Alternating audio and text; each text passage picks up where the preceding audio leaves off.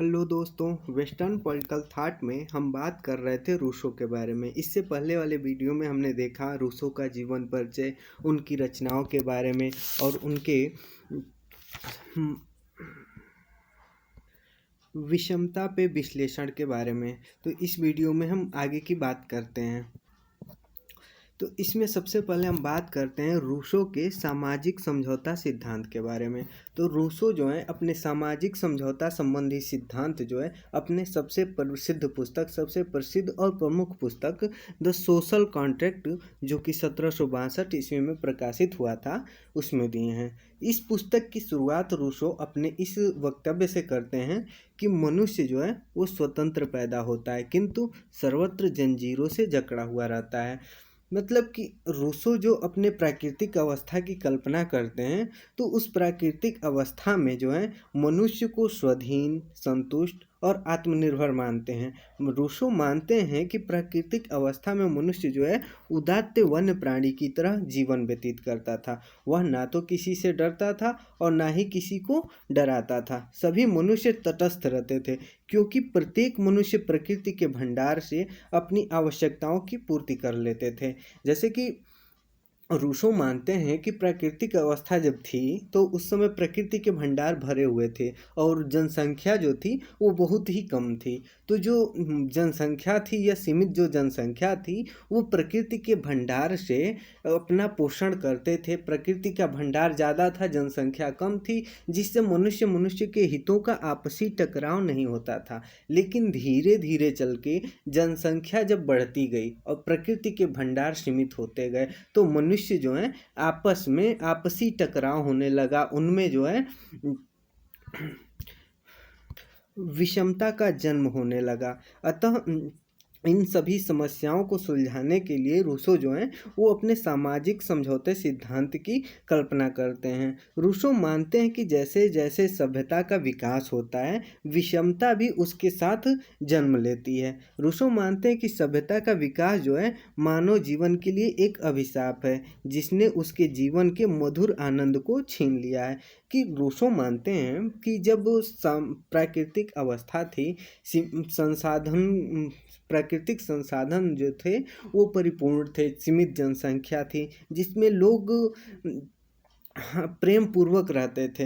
लेकिन जैसे जैसे सभ्यता का विकास होता है, जैसे जैसे जनसंख्या बढ़ती है, जैसे जैसे कला का विज्ञान का विकास होता है, वैसे वैसे मनुष्य के जीवन से जो आनंद है वो छिनता चला जाता है और मनुष्य के जीवन में जो है विषमता जो है वो जन्म ले लेती है। तो रूसो मानते हैं कि ये जो अभाव होती है, जो विषमता जन्म लेती है या जो अभाव की स्थिति पैदा होती है, इसके लिए यह जरूरी हो जाता है कि मनुष्य जो है अपनी शक्तियों को एकजुट कर लें और श्रम के बल पर उत्पादन करें और इस उत्पादन को अपनी संपत्ति मानें। मतलब कि प्राकृतिक अवस्था में जो भी संसाधन थे वो मनुष्य के लिए परिपूर्ण थे, लेकिन आगे चल के मनुष्य की जब जनसंख्या ज़्यादा हो गई और संसाधन कम हो गए तो उस समय जो विषमता जन्म ले रही थी या मनुष्य में जो कॉन्फ्लिक्ट हो रहा था, जो वैमनस्य पैदा हो रहा था, उन सब को दूर करने के लिए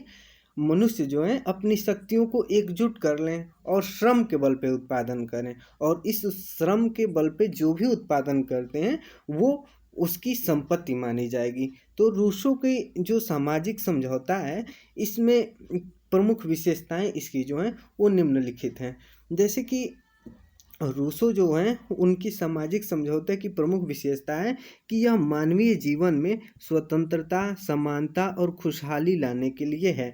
जैसा कि हम देखते हैं कि रूसो को जो प्राकृतिक अवस्था होती है उसमें स्वतंत्रता, समानता और खुशहाली रहती है। लोग प्रकृति से अपनी सारी ज़रूरतों का सामान लेते हैं, किसी के हितों का आपसी टकराव नहीं होता है। लेकिन जब प्रकृति के भंडार सीमित हो जाते हैं तो जीवन से स्वतंत्रता, समानता और खुशहाली जो छिन जाती है उनको वापस लाने के लिए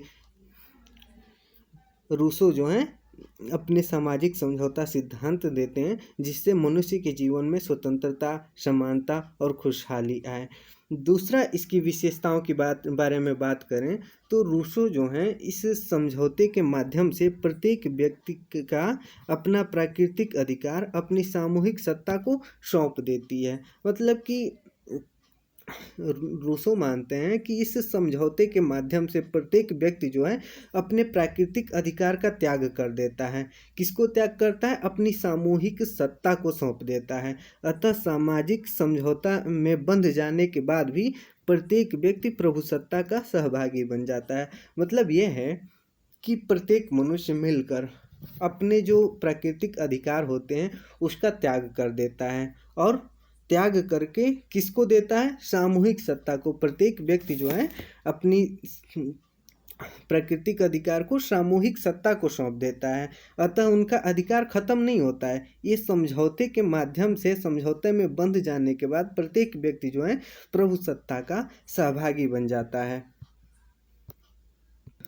तो रूसो मानते हैं कि सामाजिक समझौते में मनुष्य अपनी प्राकृतिक स्वतंत्रता तो खो देता है और उन सब वस्तुओं पर अपना असीमित अधिकार भी नहीं रह जाता है जो उसे आकर्षित करती थी या जिन्हें प्राप्त करने उसके बस में था। उसे क्या मिलता है? उसको प्राकृतिक स्वतंत्रता की जगह पे क्या मिलता है? नागरिक स्वतंत्रता। अर्थात कि जो कुछ उसने अर्जित किया है, अपने श्रम के बल पे जो कुछ वह अर्जित करता है वह उसकी संपत्ति बन जाती है। और रूसो मानते हैं कि ये जो सामाजिक समझौता हो रहा है यह राज्य या समाज की स्थापना होती है। इस समझौते के द्वारा एक राज्य या समाज की स्थापना होती है, सरकार की स्थापना नहीं होती है। सरकार की स्थापना तो बाद में लोग करेंगे, बाद में करेंगे, लेकिन जो सभी की सामान्य इच्छा होती है या सभी जो अपने प्राकृतिक अधिकार को त्याग करके नागरिक समाज में प्रवेश करते हैं, तो इस समझौते में जो है राज्य और समाज की स्थापना होती है, सरकार की नहीं। इसके बाद से रूसो जो हैं अपने सामान्य इच्छा सिद्धांत की बारे में वर्णन करते हैं। सामान्य इच्छा सिद्धांत भी रूसो जो हैं अपनी पुस्तक सोशल कॉन्ट्रैक्ट, जो कि 1762 ईस्वी में प्रकाशित हुआ था, में दिया था। रूसो सामान्य इच्छा में मनुष्य के ऐसे संबंध का पता लगाने का कोशिश करते हैं जो सबकी संपूर्ण शक्ति को एकजुट करके प्रत्येक व्यक्ति के जान माल की सुरक्षा कर सके और जिसके सहारे प्रत्येक व्यक्ति सबके साथ एकता के सूत्र में बंधकर भी केवल अपनी ही आज्ञा का पालन करें और उतना ही स्वतंत्र रहें जितना कि पहले थे। मतलब कि रूसो यह अनुभव कर लेते हैं कि मनुष्य की जो खोई हुई स्वतंत्रता है उसको वापस लाने के लिए या सभ्य समाज को भंग करना जो है सही नहीं होगा। तब वह ऐसी व्यवस्था की तलाश करते हैं जहाँ पे सभ्य समाज के बंधन में बंधा हुआ मनुष्य जो है स्वतंत्रता का आनंद उठा सके। तो रूसो जो हैं अपनी पुस्तक सोशल कॉन्ट्रैक्ट में मनुष्य के लिए ऐसी स्थिति का पता लगाने की कोशिश करते हैं जो सबकी संपूर्ण शक्ति को एकजुट कर ले और प्रत्येक व्यक्ति के जान माल की सुरक्षा करे और जिसके सहारे प्रत्येक व्यक्ति जो है सबके साथ एकता में बंधकर, एकता के सूत्र में बंधकर केवल अपनी ही आज्ञा का पालन करे और उतना ही स्वतंत्र रहे जितना कि पहले था। तो इस समस्या का जो समाधान है वो रूसो सामान्य इच्छा के रूप में पाते हैं। रूसो मानते हैं कि मनुष्य में दो प्रकार की इच्छाएं होती हैं। पहला जो तत्कालिक इच्छा और दूसरा क्या है? वो सामान्य इच्छा। बात करते हैं हम तत्कालिक इच्छा की। तत्कालिक इच्छा क्या होती है? रूसो मानते हैं कि जो तत्कालिक इच्छा है यह व्यक्ति के क्षणिक आवेश में अनुभव करता है। यह परिवर्तनशील और तुच्छ कोटि की इच्छा होती है। यह आकस्मिक और तर्कशून्य इच्छा है। तत्कालिक इच्छा यह देखती है कि किसी विशेष क्षण में हमारा स्वार्थ क्या है। मतलब कि रूसो मानते हैं कि जो तत्कालिक इच्छा है यह मनुष्य में स्वार्थ से प्रेरित होती है। मनुष्य अपने स्वार्थ को लेकर जो भी सोचता है, अपने हित के लिए जो भी सोचता है या जो भी करता है, वो जो है वो मनुष्य की तत्कालिक इच्छा होती है। अब बात करते हैं सामान्य इच्छा की। सामान्य इच्छा क्या है? सामान्य इच्छा जो है वो परम कल्याण की आधारशिला है। यह सच्ची स्वतंत्रता की अभिव्यक्ति है। सामान्य इच्छा मनुष्य की तर्क बुद्धि से प्रेरित होती है। इसमें हमारे सच्चे हित या सामान्य हित के लिए तत्कालिक स्वार्थ की अनदेखी की जाती है। मतलब कि सामान्य इच्छा क्या है? जब प्रत्येक मनुष्य अपने स्वार्थ को भूलकर सामान्य हित की सोचने लगे, तब उसकी जो भी इच्छा होती है वह जो है सामान्य इच्छा कहलाती है। सामान्य इच्छा जो है वह समुदाय के सब सदस्यों का जो है इच्छा का सामान्य आधार प्रस्तुत करती है। रूसो मानते हैं कि सामान्य इच्छा जो है सच्चे अर्थों में तभी सामान्य हो सकता है जब का उद्देश्य और सार तत्व सामान्य हो। मतलब कि सभी मनुष्यों की जो इच्छाएं सभी के कल्याण के लिए, किसी मनुष्य के या सभी मनुष्य की जो भी इच्छाएं हैं वो अपने स्वार्थ से प्रेरित न होकर समाज कल्याण से प्रेरित हो या सभी के कल्याण से प्रेरित हो, वो जो इच्छा होगी वो इच्छा सामान्य इच्छा होगी। तो रूसो जो है तत्कालिक इच्छा और सामान्य इच्छा में अंतर करके सामाजिक समझौते की नींव रखते हैं। रूसो मानते हैं कि सामाजिक समझौते में मनुष्य अपने सारे अधिकार जो हैं सामान्य इच्छा के प्रति समर्पित कर देते हैं। सामान्य इच्छा के प्रति समर्पित क्यों करते हैं? क्योंकि यह सामूहिक हित का प्रतिनिधित्व करती है। वे अपने शरीर और अपनी समस्त शक्ति को सामान्य इच्छा के सर्वोच्च निर्देशन में छोड़ देते हैं। अतः प्रत्येक व्यक्ति जो है सामान्य इच्छा में सहभागी के रूप में उस सामूहिक सत्ता का अविभाज्य अंग बन जाता है। मतलब कि सभी व्यक्ति जो हैं वो स्वार्थ से प्रेरित न होकर पर परोपकार की भावना से प्रेरित होकर जब एक गुट बनाते हैं या एक समझौते करते हैं तो इस समझौते में वे अपनी समस्त शक्तियों का त्याग कर देते हैं और प्रत्येक व्यक्ति जो है उस सामान्य इच्छा का सहभागी बन जाता है और उस सामूहिक सत्ता का या सामूहिक शक्ति का अविभाज्य अंग बन जाता है। सामान्य इच्छा जो है उसका आदेश जो है वो व्यक्ति के ऊपर बाहर से नहीं किया जाता, बल्कि यह व्यक्ति के अंतरात्मा का आदेश होता है जो उसकी अपनी इच्छा से ही जन्म लेती है। मतलब कि सामान्य इच्छा जो है मनुष्य के परोपकार की भावना जो है बाहर से हम नहीं थोप सकते। ये जो है मनुष्य की अंतरात्मा का आवाज़ होता है, अंतरात्मा की आदेश होती है जो उसके अपने मन में जन्म लेती है। तो रूसो जो हैं वो मानते हैं कि प्राकृतिक अवस्था में जो स्वतंत्रता मनुष्य को प्राप्त थी वो सच्ची स्वतंत्रता नहीं थी, बल्कि उस अवस्था में व्यक्ति अपनी अदम्य तृष्णाओं का दास था।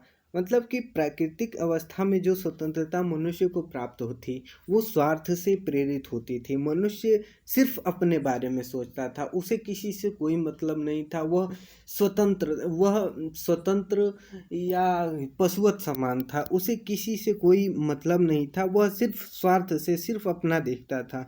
तो रूसो मानते हैं कि उस टाइम जो भी स्वतंत्रता मनुष्य को प्राप्त थी वह जो स्वतंत्रता है वो सच्ची स्वतंत्रता नहीं थी, बल्कि उस अवस्था में व्यक्ति जो है अपनी ही तृष्णाओं का दास रहता था। रूसो मानते हैं कि सामान्य इच्छा में मनुष्य जब अपना स्वार्थ त्याग देता है तो सभी मनुष्य मिलकर जो शक्ति का निर्माण करते हैं और उस शक्ति से जो भी वह कानून बनाते हैं वो स्वयं के लिए निर्धारित करते हैं और उसका पालन करते हैं, वही सच्ची स्वतंत्रता होती है। मतलब कि सभी मनुष्य जब सामूहिक हित के लिए अपनी शक्तियों को एकजुट कर लेते हैं और उसके बाद से जो भी कानून उस शक्ति से निर्धारित करते हैं और उसका पालन सभी लोग मिलजुल के करते हैं, तो वो जो स्वतंत्रता होती है वह जो है वो सच्ची स्वतंत्रता है। अब बात करते हैं रूसो के शासन संबंधी विचार के बारे में।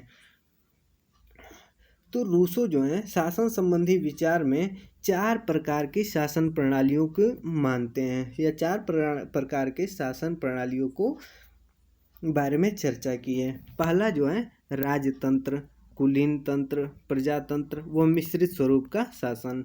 मतलब कि रूसो मानते हैं कि ब्रिटेन के जो नागरिक हैं वो 5 साल में केवल एक बार ही स्वतंत्र होते हैं, क्योंकि वे 5 साल में लोकतंत्र में 5 साल में एक बार केवल अपना मत कर दान देते हैं और उसके बाद से 5 साल वे शांत हो जाते हैं। मतलब कि तो वो जो है 5 साल पे केवल एक ही बार स्वतंत्र होते हैं। रूसो मानते हैं कि सर्वोत्तम शासन व्यवस्था वह है जिसमें बुद्धिमान लोग जनसाधारण पर शासन करें। मतलब रूसो लोकतंत्र के खिलाफ थे, लोकतंत्र से ज़्यादा सही उसको मानते थे जिसमें शासन व्यवस्था, जिसमें बुद्धिमान लोग जो हैं जनसाधारण पर शासन करें और यह निश्चित हो जाए कि वे सार्वजनिक हित में शासन करेंगे, स्वार्थ से प्रेरित होकर नहीं।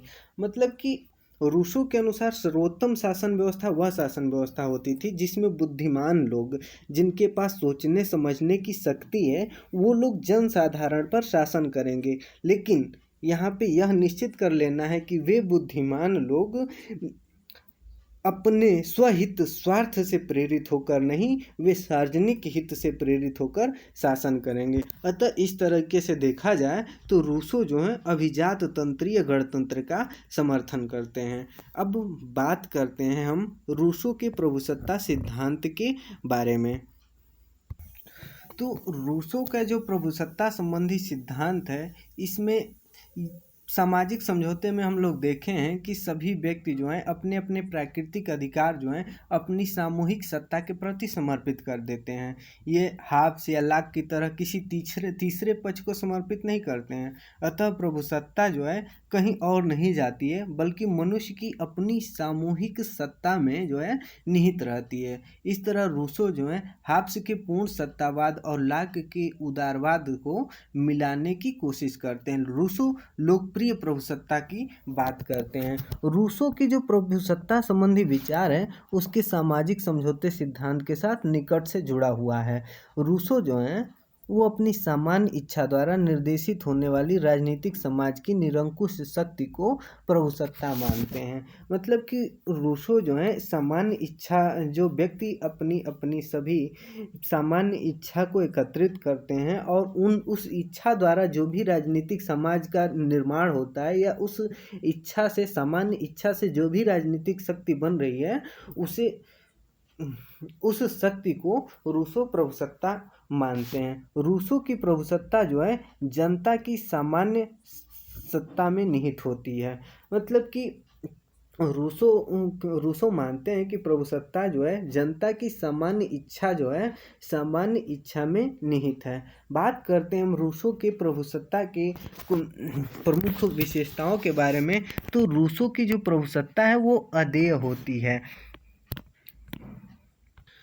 क्योंकि रूसो मानते हैं कि जो सामान्य इच्छा, जो प्रभुसत्ता है, वो व्यक्ति के सामान्य इच्छा के रूप में जनता में निवास करती है। अतः इससे इस सत्ता को है जो जनता न तो पृथक कर सकती है और न ही किसी और को प्रदान कर सकती है। रूसो सोशल कॉन्ट्रैक्ट में कहते हैं कि प्रभुसत्ता केवल सामान्य इच्छा का व्यवहारिक रूप है, अतः यह कभी भी व्यक्ति से पृथक नहीं होती है। रूसो मानते हैं कि यदि प्रभुसत्ता को जनता से अलग कर दिया जाए तो क्या होगा, तो जनता अपनी प्रभुसत्ता को खो देगी। और यदि प्रभुसत्ता संपन्न राजनीतिक समाज किसी व्यक्ति को अपना शासक बना लेता है तो क्या होगा, इसका वास्तविक स्वरूप जो है वो नष्ट हो जाएगा। दूसरा जो है विशेषता कि प्रभुसत्ता जो है अविभाज्य मानते हैं। प्रभुसत्ता जो है, रूसो की प्रभुसत्ता अविभाज्य होती है क्योंकि यह संपूर्ण जनता में निवास करती है, इसलिए इसका विभाजन नहीं किया जा सकता है। रूसो मानते हैं कि इच्छा या तो सामान्य होती है या नहीं होती है। यदि यह सामान्य होती है तो यह प्रभुसत्ता की अभिव्यक्ति है, और यदि यह सामान्य नहीं होती है तो यह तात्विक इच्छा का रूप धारण कर लेती है। मतलब कि यह मनुष्य के जो है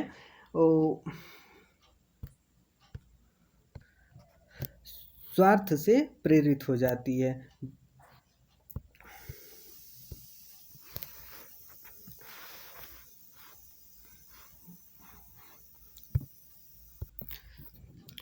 आगे हम देखते हैं कि रूसो मानते हैं कि प्रभुसत्ता जो है वो असीमित होती है। मतलब कि रूसो मानते हैं कि प्रभुसत्ता जो है जनता की सामान्य इच्छा का व्यवहारिक रूप है, और सामान्य इच्छा जो है वो कभी गलती नहीं करती है। तो फिर इस बात का नियंत्रण का औचित्य कोई भी नहीं रह सकता कि प्रभुसत्ता के कार्यों पे कोई प्रतिबंध लगाया जाए।